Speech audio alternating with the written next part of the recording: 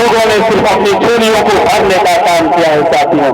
हम लोग जिस ब्लॉक में हम लोग आज बैठे हैं, दुर्गावती ब्लॉक में, बहुत विडंबना है और बहुत ही दुख के साथ कहना पड़ रहा है कि इस दुर्गावती ब्लॉक में आज तक आजादी के बाद एक भी गवर्नमेंट डिग्री कॉलेज की स्थापना नहीं हुई साथियों।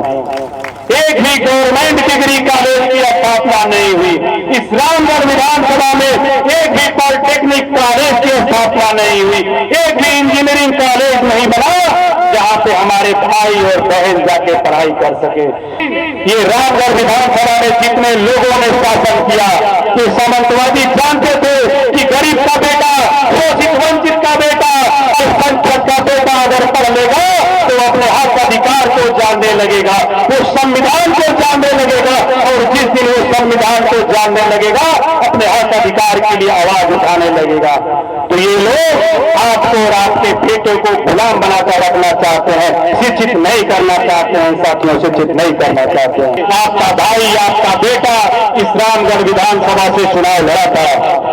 आप सबने बहुत ही तन मन धन से, दिल से आपने अपने भाई, अपने बेटे के लिए मेहनत किया। मैं जानता हूं और मैं देखता था कि आप लोग सुबह बिना खाना खाए घर से निकल जाते थे, बिना खाए निकल जाते थे। दिन भर आप लोग अपने भाई, अपने बेटे के लिए मेहनत करते थे, क्योंकि इस रामगढ़ विधानसभा में आप सबने ठाना था कि इस रामगढ़ विधानसभा में 77 सालों में जो सामंतवादियों की जो कब्जा है, उस कब्जे को रामगढ़ विधानसभा में आजाद किया जाए साथियों, आजाद किया जाए।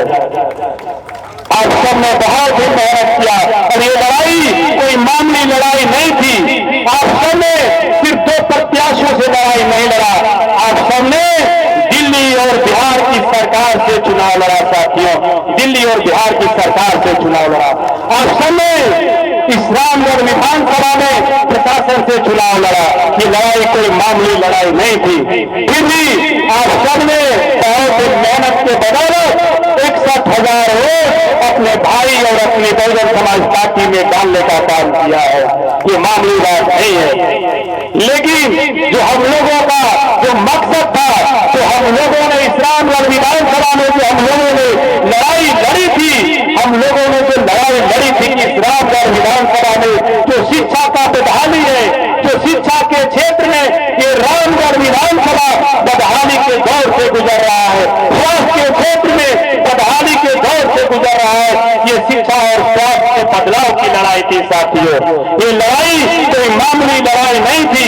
जिन लोगों ने इस रामगढ़ विधानसभा में 75 सालों से इस रामगढ़ विधानसभा में काबिज रहा है, इन लोगों ने सिर्फ अपनी चोलियों को भरने का काम किया है साथियों।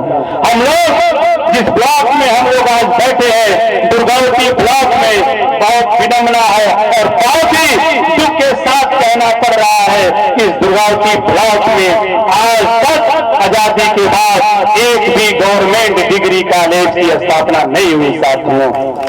एक भी गवर्नमेंट डिग्री कॉलेज की स्थापना नहीं हुई। इस रामगढ़ विधानसभा में एक भी पॉलिटेक्निक कॉलेज की स्थापना नहीं हुई। एक भी इंजीनियरिंग कॉलेज नहीं बना जहां पे हमारे भाई और बहन जाके पढ़ाई कर सके। सोचिए, जब तक आप पढ़िएगा नहीं, बाबा साहब ने जो सपना देखा था, बाबा साहब ने जो कहा था कि शिक्षित बनो, संगठित रहो, संघर्ष करो, लेकिन बाबा साहब के सपनों को पूरा करने के लिए हमारे भाइयों और बहनों को कॉलेज की जरूरत है। लेकिन ये रामगढ़ विधानसभा में जितने लोगों ने शासन किया, ये सामंतवादी जानते थे कि गरीब का बेटा, शोषित वंचित का बेटा, अल्पसंख्यक का बेटा अगर पढ़ लेगा तो अपने हक अधिकार को जानने लगेगा, वो संविधान को जानने लगेगा और जिस दिन वो संविधान को जानने लगेगा अपने हक अधिकार के लिए आवाज उठाने लगेगा। तो ये लोग आपको और आपके बेटे को गुलाम बनाकर रखना चाहते हैं, शिक्षित नहीं करना चाहते हैं साथियों, शिक्षित नहीं करना चाहते हैं। ये लड़ाई शिक्षा के लिए थी, ये लड़ाई स्वास्थ्य के लिए थी। इस रामगढ़ विधानसभा के तीनों प्रखंडों में एक भी ऐसा ट्रामा सेंटर नहीं है, एक भी ऐसा हेल्थ सेंटर नहीं है जहां पे हमारे और आपके परिजन बीमार हो जाए, गंभीर बीमारी हो जाए, सड़क दुर्घटना में कोई घायल हो जाए तो बिना बनारस से पहले इलाज होना संभव नहीं है साथियों। बिना बनारस से पहले इलाज हो जाएगा? सोचिए 75 साल बीत गए आजादी के, बाबा साहब ने क्या क्या सपना देखा था इस समाज के लिए, लेकिन आज भी हम लोग दूसरे राज्यों पर शिक्षा और स्वास्थ्य के मामले में निर्भर हैं। तो ये लड़ाई सिर्फ पिंटू यादव की नहीं, ये लड़ाई रामगढ़ विधानसभा के गरीब शोषित वंचितों की लड़ाई है। ये लड़ाई इस रामगढ़ विधानसभा में बहुजन समाज पार्टी और बहन जी के सपनों को पूरा करने की लड़ाई है। ये लड़ाई इस रामगढ़ विधानसभा में और रावत अंबिका यादव जी ने जो सपना देखा है उसको पूरा करने की लड़ाई है।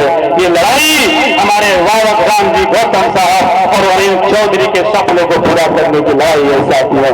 तो मैं तमाम साथियों गांवों से कहना चाहता हूं, समय ज्यादा हो गया है क्योंकि आप लोग बहुत दूर दूर से आए हैं।